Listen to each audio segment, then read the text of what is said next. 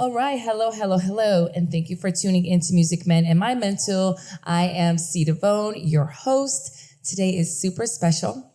I got a lovely, lovely guest today. And his name is Isaiah Michael Joyner. And I can go into you, but you can go into yourself probably a little bit better than I can. But I want to hear you go into it. Okay, I'll let you go. So he is the host of How to Juggle the Struggle. It is a podcast that is the millennials' survival guide to thriving and not surviving. On top of, like, he gives you Ayanla, he gives you Oprah, he gives you Deepak. Like, I actually was like, I'm going to bring my pen and my paper today because I'm going to take notes. His podcast will get you through, will get you motivated, pumped up, inspired, but also just like, yes, I appreciate that. So, but also you're an entrepreneur. Yes. Like, we're going to go into all of that. But introduce yourself. So, as you said, I'm Isaiah Michael Joyner, and thank you for always including my middle name. I must go by 3 names. So, Isaiah Michael Joyner. Are you just a person who likes threes? Because I love threes. I have everything in threes. I like my initials. I just like my initials, IMJ. I sign everything off with IMJ. Mm-hmm. And so it's just because I think I'm that grand. So IMJ is, but Isaiah Michael Joyner, and I am the founder of Reserve Concierge. It is a corporate event and gifting solutions company. What does that mean? That means that I am the person behind a lot of magic that people receive or experience firsthand. Magic that you receive or experience yourself? Firsthand. Yeah. I love it. And so I have been in business for 8 years. I've created magic for the US Open, BT, Essence, OWN, Viacom, a bunch of other Viacom companies such as VH1, BuzzFeed, the list goes on. Okay, yes. And so I literally I'm a hustler. That man, you are juggling it yourself. I'm juggling it for sure, indeed. So how did you come up with the podcast? The whole, the theme of the show is all about this trifecta of your balancing your career, your relationships, and your overall health, mental health, etc. And you are all about this, juggling this struggle. So this struggle, what is this struggle to you? The struggle to me, so answer to your first question, how I came up with the podcast was because there was a lot of struggling going on, right? Oh, right. And I realized that the struggling was going on not just internally for myself and mentally, but also the struggling that I would hear from so many others, right? Right. People struggling and just everyday life, especially for those millennials who live here in New York City. We know that struggle, right? Right. And so the podcast came out of me being still and hearing God's voice. Okay. And him telling me to do that. I fought it for a minute. I heard it from other people, but it wasn't until I heard his voice that I surrendered and said, yes, I'll do it. And to answer your second question, when it comes to we just did the praise hands for that. I just surrendered and then we just came. Okay. I'm learning about surrendering. And then secondly to that, what I realized the importance of it, to answer your other question about just the struggle, it comes out of my struggle, right? And what that struggle is. And I know that if I share what I'm dealing with and how I struggle, then I understand that it will empower somebody else to deal with their struggle. Absolutely. Moreover, it will be therapeutic for me to get through what I'm going through if I share, And that's why we're here. That's exactly why we're here. Because sometimes you're dealing with things and you actually can help other people in the process. Some people are like, well, you can't give advice because, you're dealing with that same problem. Totally. But sometimes you can deal with it together, or my experience can help you deal with yours. I always say that you can't, it's deadly to keep your mouth closed. Okay. And especially when you're on your journey, I was talking to somebody yesterday and they were like, oh, when we get through this, we can tell this. And I said, no, I don't want to, when we get through this, let's talk about while we're going through it, right? And because I believe that if you talk about what you're going through as transparent as you are, my friends always say, they're like, Isaiah, one thing we know for a fact is when you make it rich, right? When you make it, one, there's 2 things we know about you. One, people are always going to be like, well, that was always him, right? Because that was just my taste level. But secondly, they were like... That was my taste level. That's my taste level. But then secondly, they're going to always say that there was no he didn't change the way he was, right? I was completely who I was the whole time. And I shared the ups, the downs, the not so beautiful moments. I was transparent, right? And so I believe in being transparent in the journey and where you are. And that doesn't mean sharing everything, right? Right. Or it doesn't mean sharing with everyone, but you must share. Absolutely. So getting to this, how to juggle the struggle, you have these PowerPoints, right? Is that what we call it? 3 points of power. 3 points of power. And they're so amazing. Thanks. But when you like really narrow down how your guide to how you juggle the struggle, go into those points of power for that. So I'm a church kid, right? I was born and raised in the church, still go to church. And I started realizing when I was coming out with the podcast that some of the most powerful sermons that I had heard and retained were from ministers who were able to give 3 points. I don't know if that's the new school of theology that they at seminary school but I was like, oh, I'm taking this, right? And I realized that 3 points allows you to walk away with, ooh, I got this, right? I know this. And so my 3 points, they change depending on the situation, right? That's why I give 3 different points each podcast, right? That I'm by myself and I interviewing a guest, or I allow guests to give their 3. But to juggle the struggle and the 3 that I can always give top line that always are applicable. The first one is that you are enough. I like that. Simple. You are enough. We fight that a lot, especially as Black people.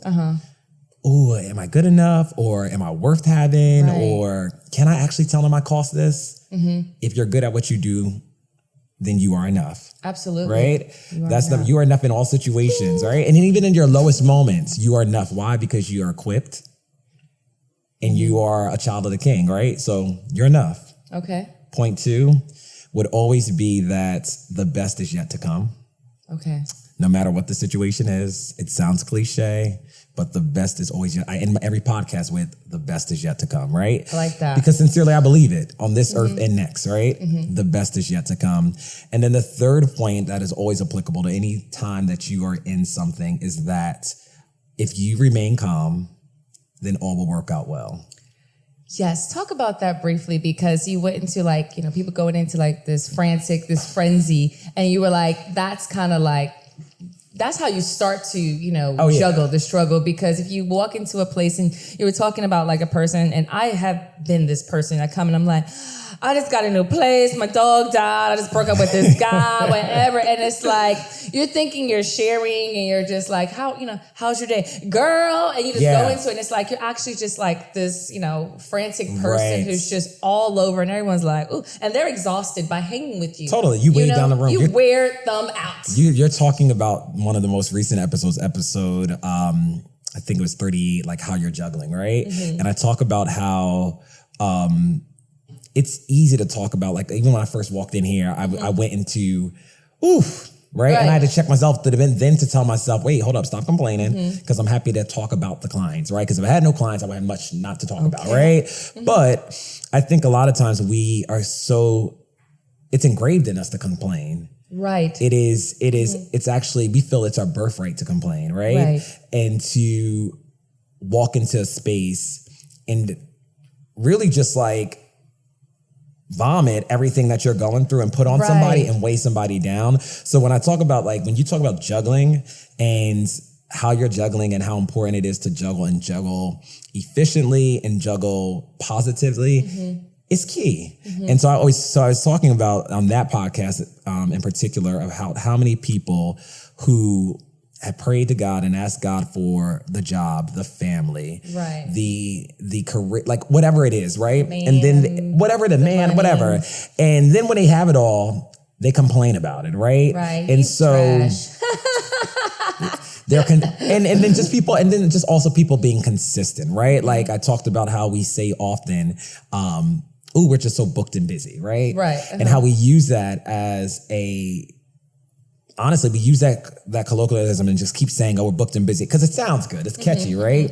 But at the end of the day, if we're dropping commitments, if we're not being able to return calls, if we're not being able to be great friends, then how blessed are you? Right. And it wasn't created for that. It wasn't created for that, right? You know, someone thriving and really, you know, glowing up in their career, Absolutely. but also not. And I'm a big person. I don't want, like, you know, we had a conversation and I'm like, you know, so busy, but you know what? We'll make time for this. Yeah. Let's do this, you know, because this is why I'm dressed like I am right now, right? Right. Because I shared with you when I came in, I literally went to the gym this morning, Right. had a 9 a.m. call. Okay. And then I realized, I was like, oh, I got to be there, right? Mm-hmm. I hopped on the train and I was like, I have no time to do anything, but it's and about. you still smell good. That's all that matters. Like, you know, just throw a little cologne on and it's That's okay. just taste level. That's just good. That's good cologne. But I will tell you that it's about commitment, right? Right. And so for me, I knew that if I committed to this date and time, come hell or high water, whatever else I have going on, as many emails that I have right now to respond to clients, Right.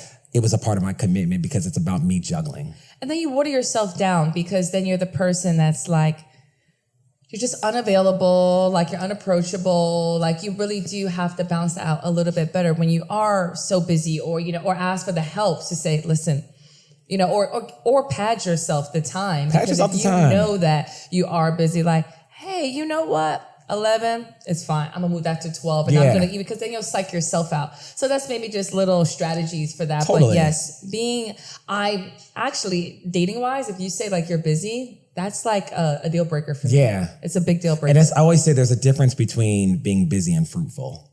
I don't want to be busy. Busy is insanity to me. So when somebody's like, oh, I'm just so busy, you keep that busyness. Keep it. I'm fruitful. Because that means that I can do one or two things throughout the day, right? And nothing else. Right. But if it produces something and it pours into someone else, that's what I want. that's Busy could be, oh my God, I just keep sending out emails but getting no return, no response. absolutely. Busy could be, oh my God, I continuously have called every person and I've done X, Y, Z and I've done that. But at the end of the day, you feel depleted when you're done. When I'm done Right. with what I'm doing, I feel fulfilled. And then this is funny. It brought up another point. Some people do that and then they feel like they don't deserve like a lot of things. Like they feel like they don't deserve to give themselves gifts and things like that because they're so busy and nothing's coming in. They're just working. And now they feel like they don't deserve. So they're not balancing it out because all they're doing is just working and not necessarily feeding themselves like Totally. mentally or physically or just the things that they like to make themselves feel good. It's not a holistic approach to living. That's what I Right. would say. Okay. Yeah. So we're going to some other stuff. I like these. we're diving into things too. I don't know which one I want to go to first, but that Morita story, I had to pull over in my whole car because it hit me. I think I called you. You And I did. said, listen, this is it. Besides that, his voice is so soothing and he's got the spiritual TD thing going on, like, can you go into this Morita story? So Crystal's referring to an episode. Actually, I think it's probably one of the first or second, third episode I Right. did. And I was sharing at a moment in my life where I lived in Harlem and I was, my money, as I said, my money was funny and my change was said he was strange. broke, I was okay? broke, right? and I remember I had whatever I could do, whenever I had no money, I was like, the one thing I will do is entertain, right? I had a great apartment and I was like, everybody come over. A bunch of people came over. But the funny part about it is he was like, this is how I would get liquor in my house because I would be like, hey, come over. Everyone brings something. And then you have a bunch of stuff just left over from more parties exactly. and more parties. And exactly. And there were a few things that I remember somebody leaving and it was my dear friend. She was with me. She stayed over and there was Chateau Diane, and those who drink, they will know that is like the cheap of the cheap, no taste level. And then no taste level. And then noted, guys, do not bring that over no, to it's somebody's house party. It's corner store, it's 6% volume, and I look at the volume. And so especially with wine.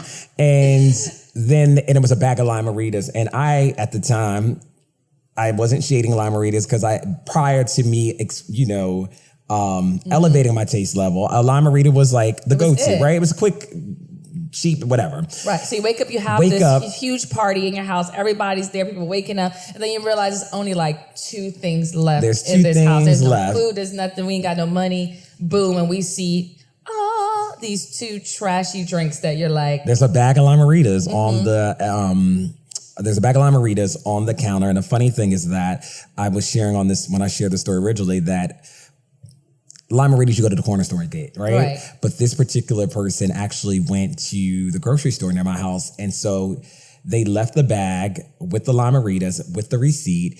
And that morning we woke up, my friend and I, everybody was gone. And we were like, I was like, girl, what are we going to eat? And she was like, I don't know. She was like, oh my God.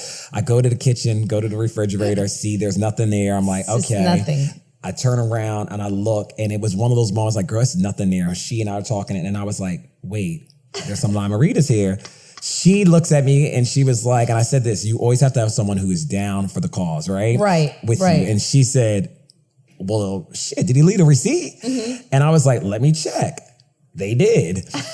Long and the short, it sounds crazy, but we were able, who knew that Morita's cost that much? But it was, I believe, $13 that we were able to return. So we got a pack of bacon, we got eggs, and like 2 rolls. And we made breakfast. And I share that story always because I'm always like, God makes a way. Right. And so, 1, God always will make a way. But 2, we also have to realize that the ways that are being made are right in front of us and that we always have enough, right? And so, as I shared, I looked at those Morita's. I knew that was not going to be breakfast, but I was able to figure it out and say, yeah, listen, he provided it. I'm going to turn this into breakfast, right? And so... Also not like, it was something that was like, oh my gosh, why did someone even bring this to my house? Yeah. This is trashy. Like, let's just throw it away, or let's just keep it for the next party, opposed to really just looking, you looked at it through a different lens, and it just changed, and the whole day just went up from there. Life is about being resourceful. Butter. One more time. Life is about being resourceful. And if you've gone to college, you know about, like, listen, limited resources, you make it work, right? Ramen noodles, I have made some udon, like I have hooked it up, Right. So, you are probably a chef de cuisine of, ramen noodles. You got it. Yes. Absolutely. So this goes into another one. Being resourceful, having a different lens, but exceeding expectations. Yeah. That's my favorite Bible verse as well. But like, I will do exceedingly abundantly above all that you could ever ask for, right? Isn't that powerful? Yes. This guy, I love you. But go into those points that you went into that. Exceeding expectations. I said that this year was my year of exceeding expectations. And because I believe that, because it is written on my written board. I don't even call it a vision board anymore. I call it a written board because I believe in writing it, right? Okay. And so So not just putting visual elements, like actually like writing it, because that $30,000 check that you got from one client, or writing it out, because it says in the book, write the vision, make it plain, right? Just write the vision, make it plain. I talked about this recently to friends. Doesn't mean I want to be a millionaire and I will be the first Black doctor. It doesn't mean all that. What it just means is I am bound for success. Okay. I am grateful. Simple words. Like, some of the most powerful sentences are 3 words. It is well. All is well. I am love. Whatever, right? Right. So I wrote it down, right? Exceed expectations. 2019, I will exceed expectations. And when I wrote it, I meant that I will exceed my expectations. The limited expectations that I had on myself, I was flushing them down the toilet. And I was going to exceed those limited expectations. And then I was going to exceed the expectations that people put on myself. Okay. And that's the one a lot of times we have trouble with from our parents. What do you mean you own a business and you stay at home with your mama? What do you mean by that, right? From friends. Oh, well, I remember when you used to do this, or you used to come here. You know what I mean? And from significant, whatever that is. But they go into everything, and you used to look like this when you had this. But that's because people don't divorce who you used to be. Ooh. They're still married to it, right? So, and there will be some people who will be married to that thought for the rest of your life. Right. You will be a multimillionaire, and they will still think that you was the $2 hoe who had no money. You know what I'm saying? Divorce that. Child. You know what I mean? I don't ever want anybody in my court who is married to who Isaiah was. Right? I am not a $2 hoe. I am a $5 hoe. Exactly. Now. Moved on up. I'm delivered. Just kidding. But we have to exceed expectations. And I think the thing is this. We have to escape the limits. You know what I mean? And we limit ourselves. We limit what we can do. We limit our possibilities. We have to escape the limits. And then we also have to make sure that we go above and beyond. And these are not my 3 points within that, but just a part of exceeding expectation. I thought about something the other day and I was like, oh, I want to do this, right? I was like, how great would this be to do? I'm a concierge, right? I have a concierge business. How dope would that be to have a concierge service down at Festival? And I used to have this at Festival, right? Started for Essence, for their VIPs. But then I was like, cool, I moved on and I've been doing bigger things, right? But I was like, how dope would it be? I'm already going to be down there for a client, right? To then simultaneously, because I believe in 7 revenue streams, right? Seven revenue says it in the book. 7 revenue streams says it in the word, but I believe in it. And so I said, well, how dope would it be in the 9th inning to just come up with a virtual concierge program for these executives and people who have dollars rather, and who want to spend and need to navigate the festival weekend, right? And then this is something that could live on. I already do it for the Open, as you know. So then I can take this from multiple big events in the country, right? I thought about it, but then today there's already an email that's getting ready to go out with the format. I got the graphic designer that did it. It's the whole 9, right? The membership and everything. And I executed on it. If I get 1 to 2 clients, I made another few dollars, right? But the thing is, I'm looking at myself like, shit. I didn't even know I had it in me until I told myself that I was going to do it. Ooh, and I think that's the thing. A lot for the people in the back. You know what I'm saying? A lot of times we don't know what we have in us until the opportunity presents itself to do it. Absolutely. So for me, I was like, I'm going to exceed expectations. I'm going to actually go ahead and I'm going to create this program, right? Anything that I want for 2019 and beyond is for the taking. Ooh. I am not. And there's something, inspired. and I'm telling you, and then those who had those expectations on me, I even start hearing them say, wow, Zay, you really, there's a lot's going on for you. Ooh, something's different. I'm exceeding my expectations, and I'm also limiting yours. Ooh. Period. So the next time, whoever's listening and watching, whatever, you wonder if you can do it, you can. You can.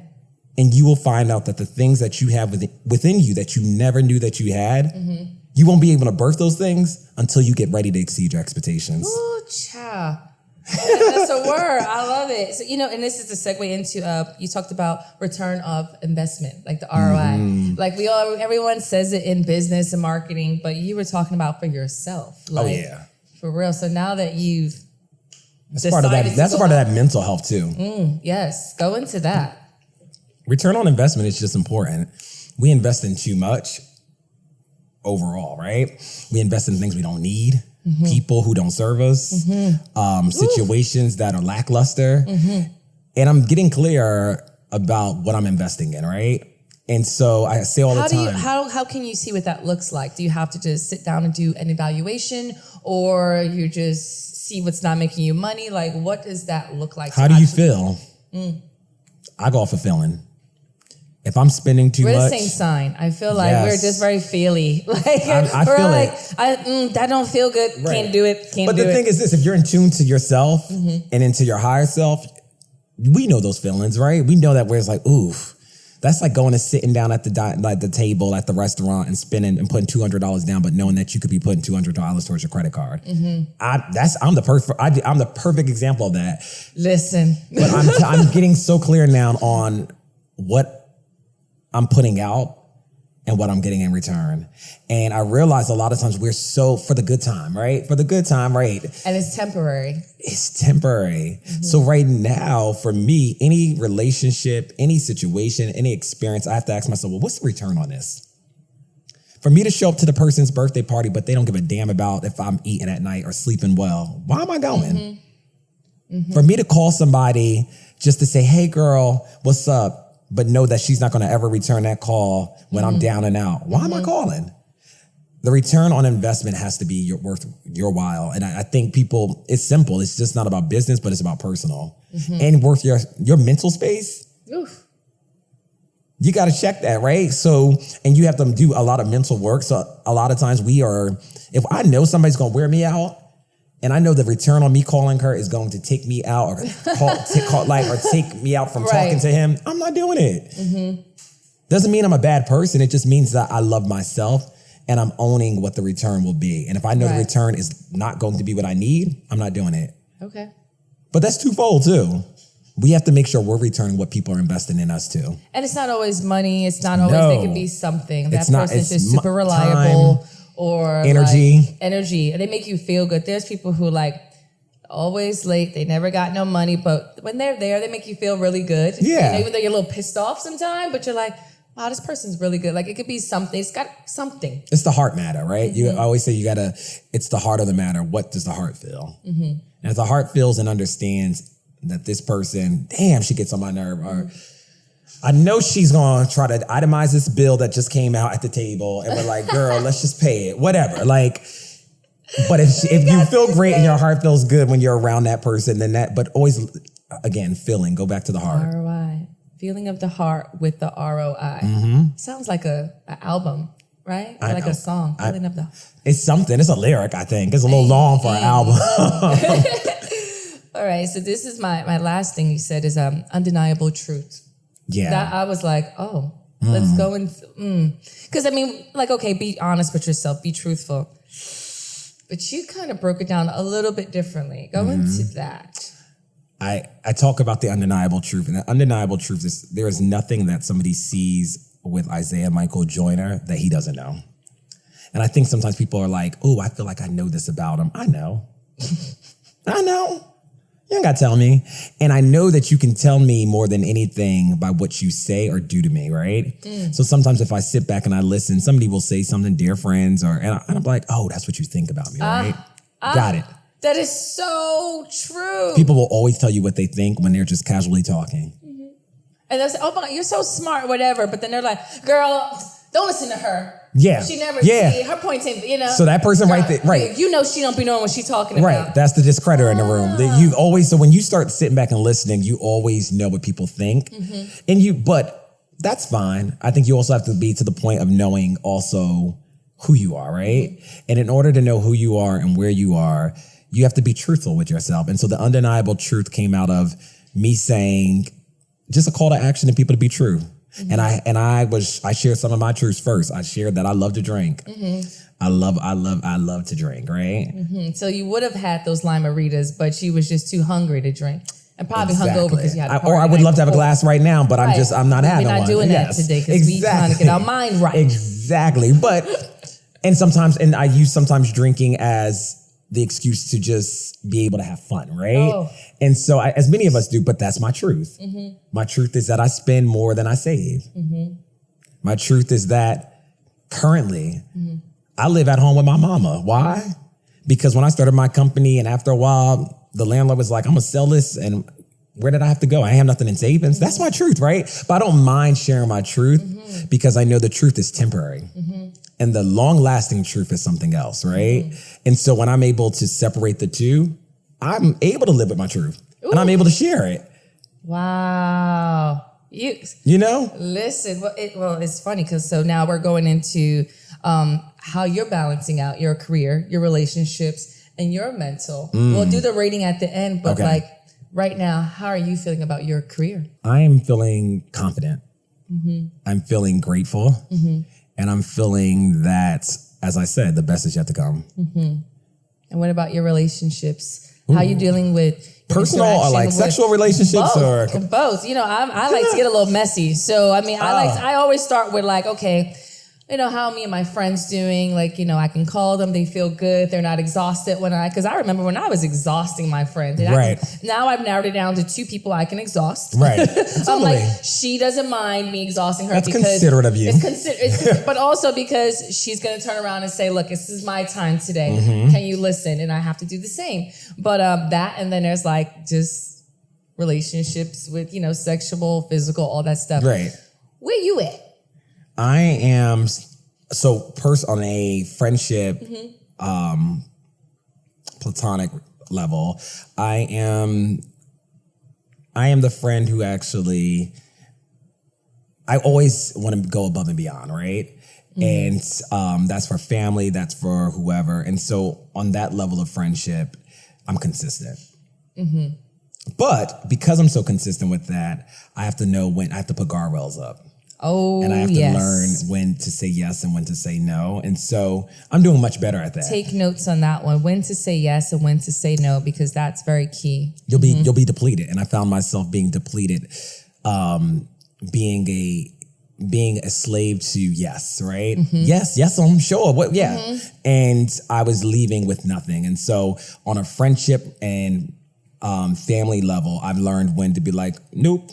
I ain't just gonna respond to that text. Why? Right. I'm getting so bad at that. Yeah. Stop. And especially with me, it's a little different because I'm in a service industry job, right? You are too, though, right? And when you are in service, people always expect you to be in service. Right. So I have to shut down the service and be like, not today, right? Okay. But that does not, every Monday, I send out a morning inspirational text that comes to my heart from God. I send it out every Monday to a group of people, right? That's my consistency to friendship. Are you going to start putting that in like an emailer? So like we can get Some this people say juggle, that. A lot of people say that.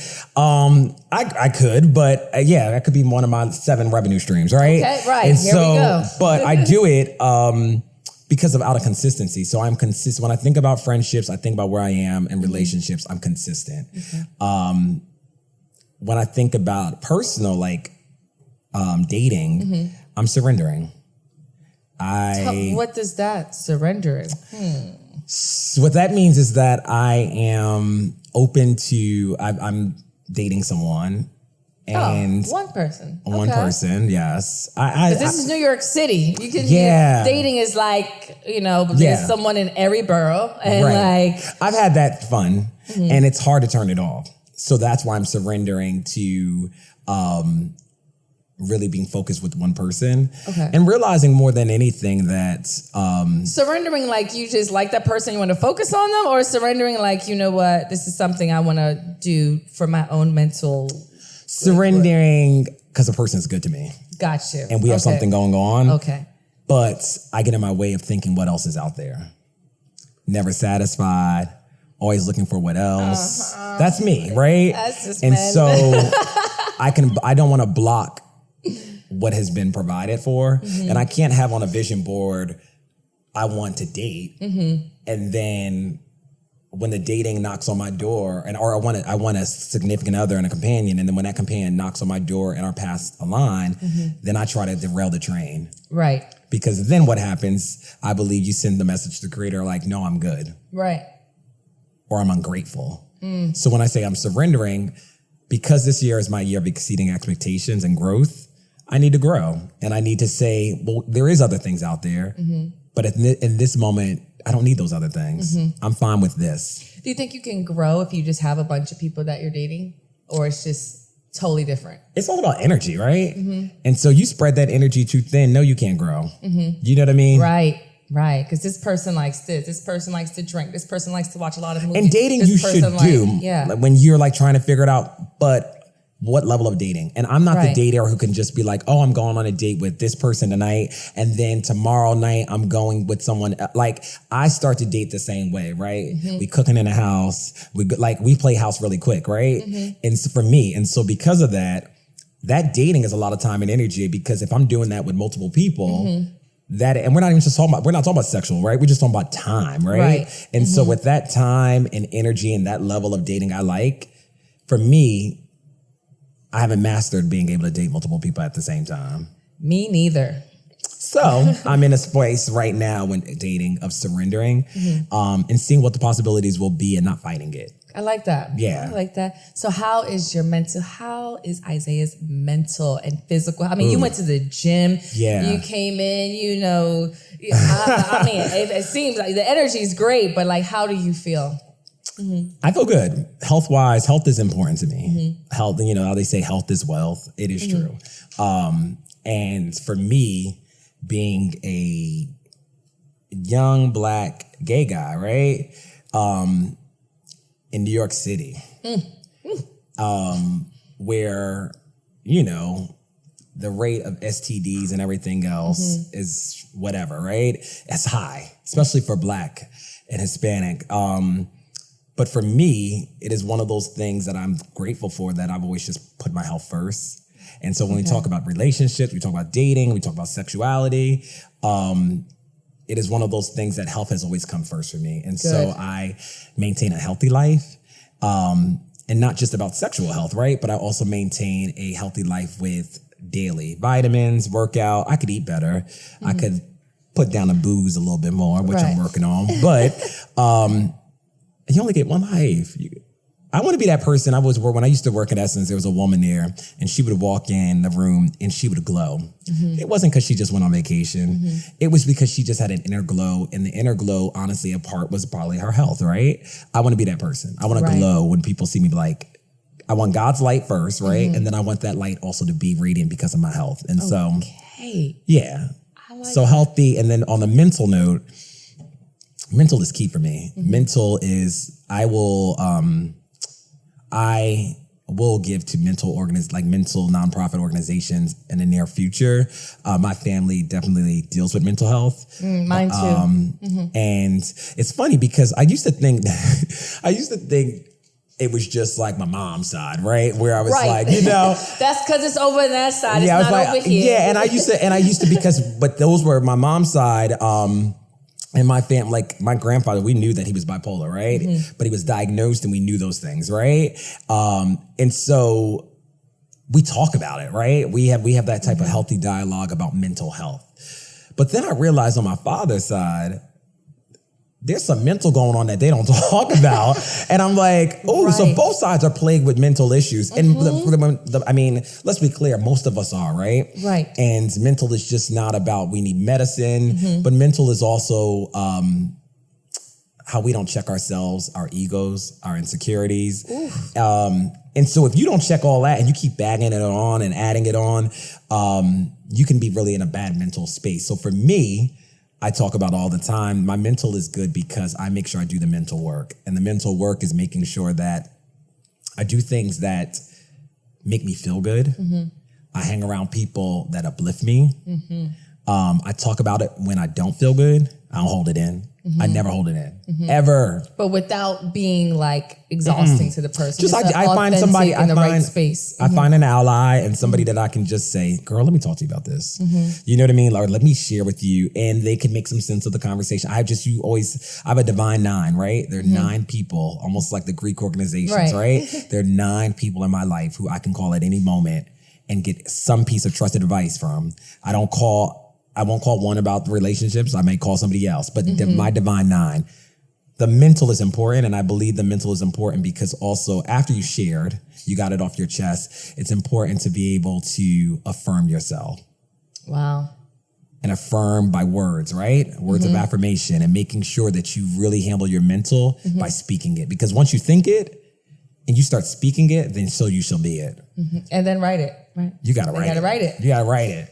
Think it, write it. Think it, speak it, write it. Yeah, think it, speak it, write it. Think it, speak it, write it. Think it, speak it, write it. Yes. All right, so now you have to rate yourself. So we have, since it's all about music with myself, you have to we're going to give you an emoji. You love soulful music, so I'm going to give you Erykah Badu emojis. And you get to rate your career, your relationships, and your overall health with these emojis. So. Okay. I think I'm getting this. You get it? Wait, no, explain. So you're going to have 3 emojis. You're going to have the Badu face that's like not really like not doing that well with it.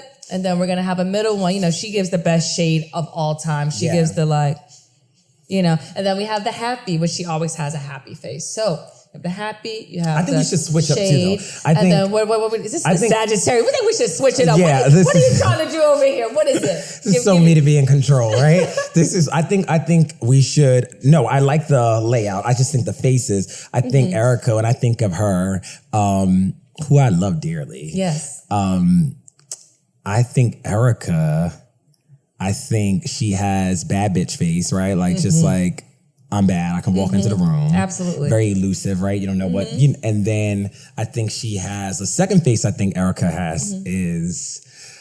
Then we could do shady, right? Okay, and then we could do happy. Like I think the first 2 before were not like. So we should just do 2. Let's just do 2. Let's just do 2. Let's do 2. Shade on, because I kind of feel like she goes into 2. We're going to compromise on this one. Okay, career. What are we giving? Which Erykah Badu face are we giving? Happy. Yes. Okay. For your relationships, what are we going to give? Happy. Okay. Yeah. And for your overall health, mental health, physical health, what are you going to get? Happy. Okay. Shit, I ain't gonna lie, I'm you happy. You are balancing yes. this dish out. Here we go. Yes. The trifecta. Absolutely. I love it. And that doesn't mean that I don't have areas to improve on, but right now where I am, I'm happy. Gotcha. Yes. Okay. Well, thank you so much Thanks for having me. For being on this show. And how can we find you and your podcast? Well, Crystal, you told me before this podcast started that I have very low, I have very low involvement on social media. So I don't even know if I should share that. But I told they can follow your podcast. Yes, and I told Crystal that remember this, y'all, low visibility, low profile, high visibility, right? So we want to operate on a low visible. People don't need to see us. So we can operate on a high altitude and be at our higher selves. So that doesn't work for me. However, for you thriving in that. For me, I just want to post every hour. Oh my God, every hour? No, not hour, just like every 2 hours. But no, I can be found on Instagram. So it's Isaiah, ISAIAH, Michael J. Okay. Or How to Juggle. So How to Juggle the Struggle, also on Instagram. Those and are my two. On iTunes, podcasts, everywhere. Oh, podcast, How to Juggle the Struggle. iTunes, How to Juggle the Struggle. Yes. Yep. Okay. And he'll also be doing some parties in New York if you follow him. I'm DJing one of them. You are? Yes, the podcast will be out by the time, but we'll talk about it. Yeah, they'll hear about it. Yes. Follow us. Anyway, so thank you for being my guest. Thank you, Crystal. Yeah, thank you for tuning in to Music Men in My Mental. I'm C. Devone. Make sure you like, subscribe, follow us, do all the great things. And you can also email us at musicmeninmymental@gmail.com if you want to ask some questions, some topics. You're struggling, you need a juggle, you need to balance this trifecta. Let us know. Thank you so much for tuning in, and see you next time.